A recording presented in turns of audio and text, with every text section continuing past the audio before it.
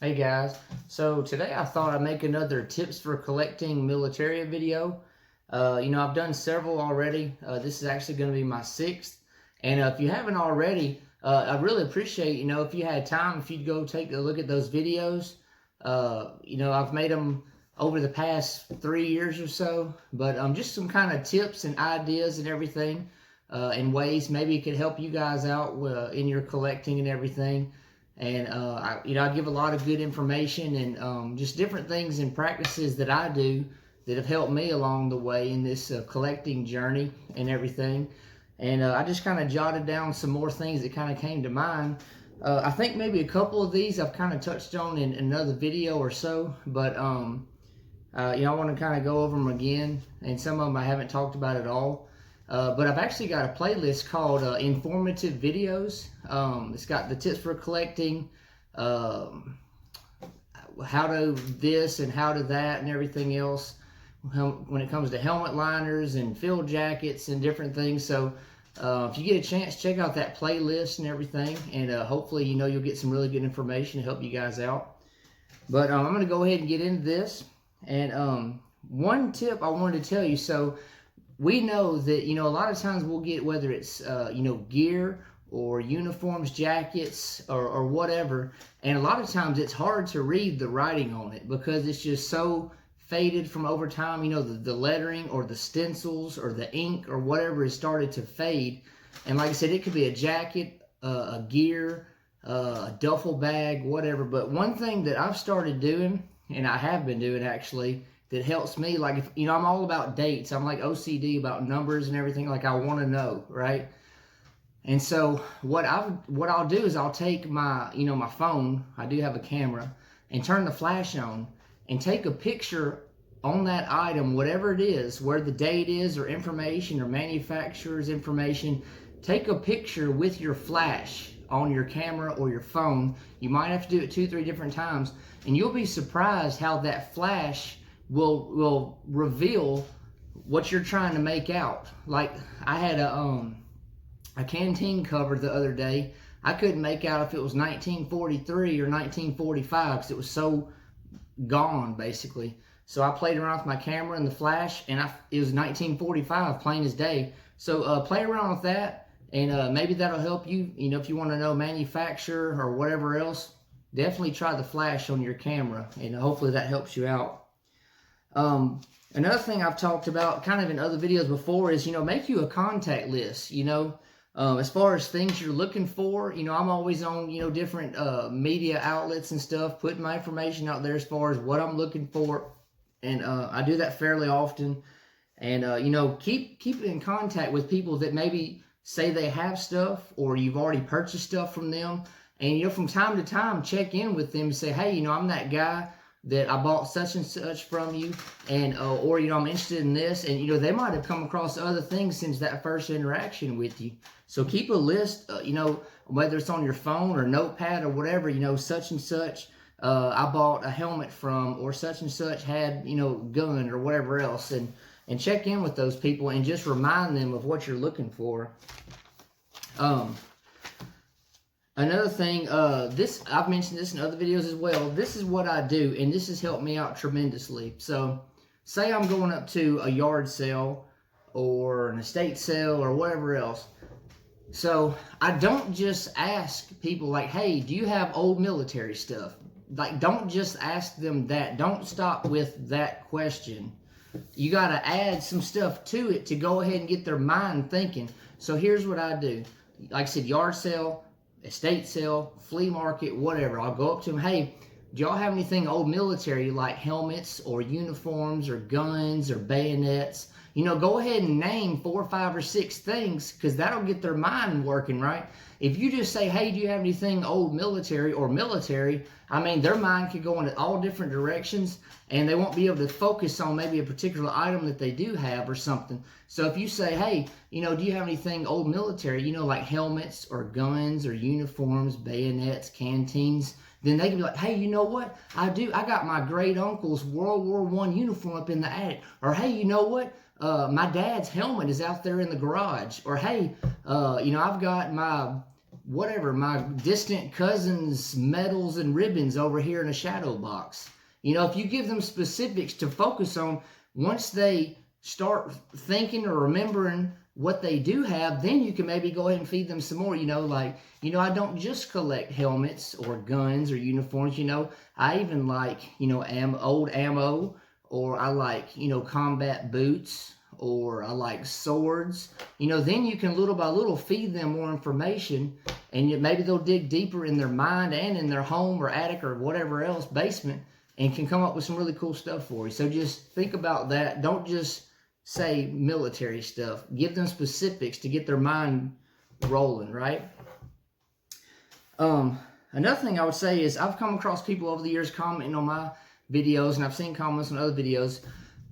So, you know, there's going to be people who don't understand why we like what we like. They don't understand why we collect old guns. They don't understand why we like uniforms or whatever, old pictures or gear, whatever it is. They don't understand, especially nowadays, because we live in a world where it's all about technology and everything's just fast paced for the most part, and everything else. The people are going to question and be like, man, why do you like that old stuff? You know, who wants that? You know, I don't want anybody to ever be, I wouldn't necessarily say ashamed or embarrassed or whatever about collecting. I know a lot of you guys watching might be younger, might be in your early teens, you know, or even in your early 20s. And, you know, don't let people's comments bother you, because everybody's got comments to make. Everybody's got an opinion. Not everybody's going to understand why you like old stuff or you collect military stuff. But you know what? If that's what you love, if that's what you're passionate about, then just keep collecting. Because, you know, we don't want history to be forgotten. You know, most of you guys follow me. You know, I've got 3 kids. They know about a lot of history.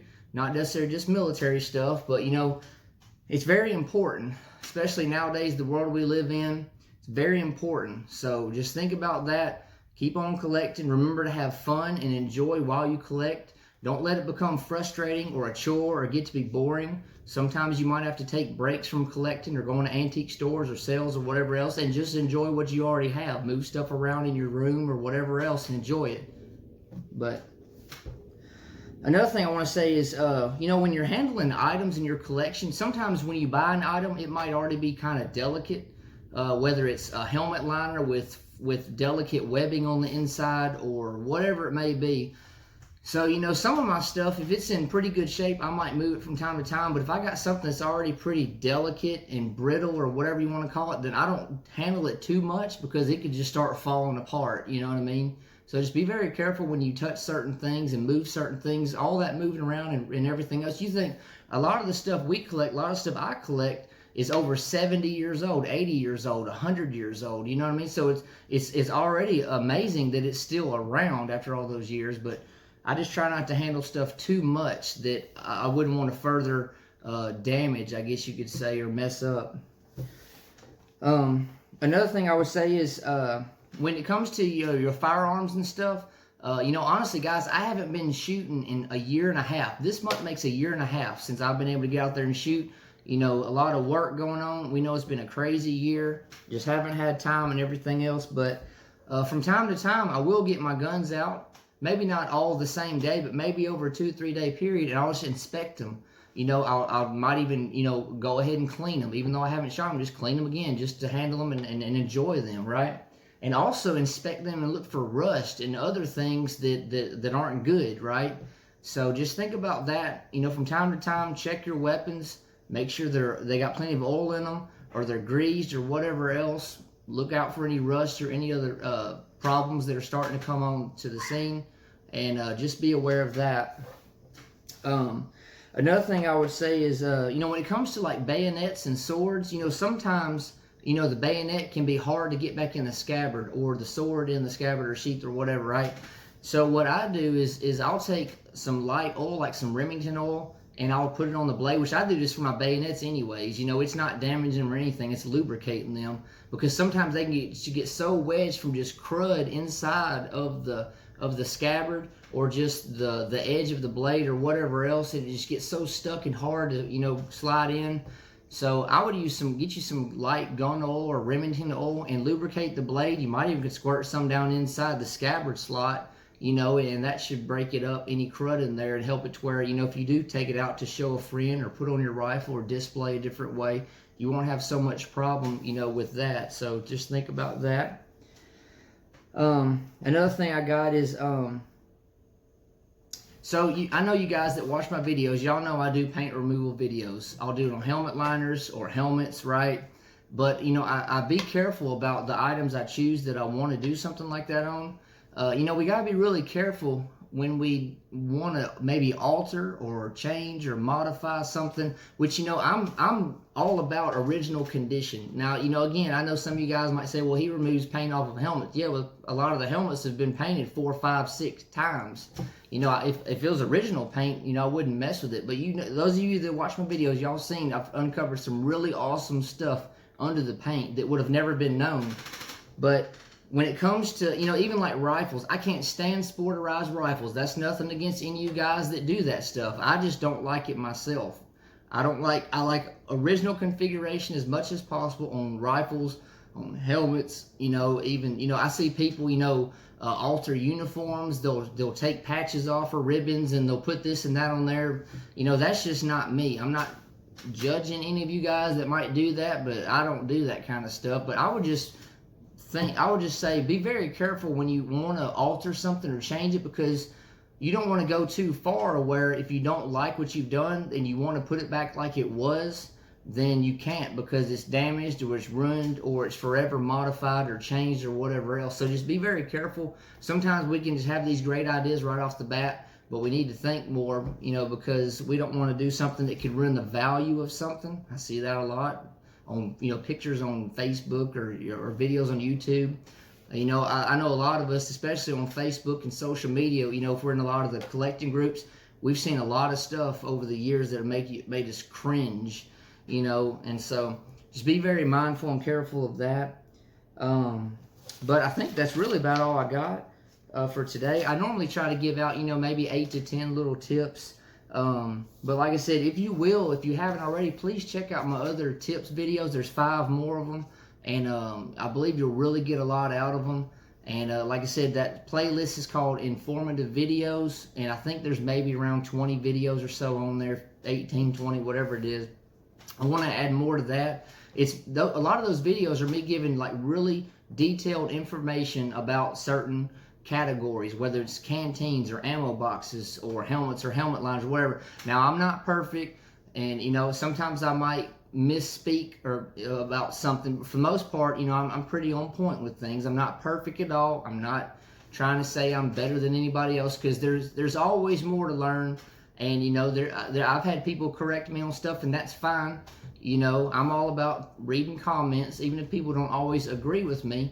But you know, I'm just not gonna take somebody bashing me. I've had people cuss me out and just act straight stupid over the years about just stuff. Like, we can't even just have a normal conversation through commenting. You're gonna start cussing me out and bashing me and stuff, and that's just uncalled for. And I block those people, and so they don't appear on my videos anymore. But you know, if you guys ever want to comment, there's something you don't understand or question, reach out to me. Most of you guys know I'm good about responding as quickly as I can. I love the interaction and everything. It's a great hobby. There's always more to learn and everything else.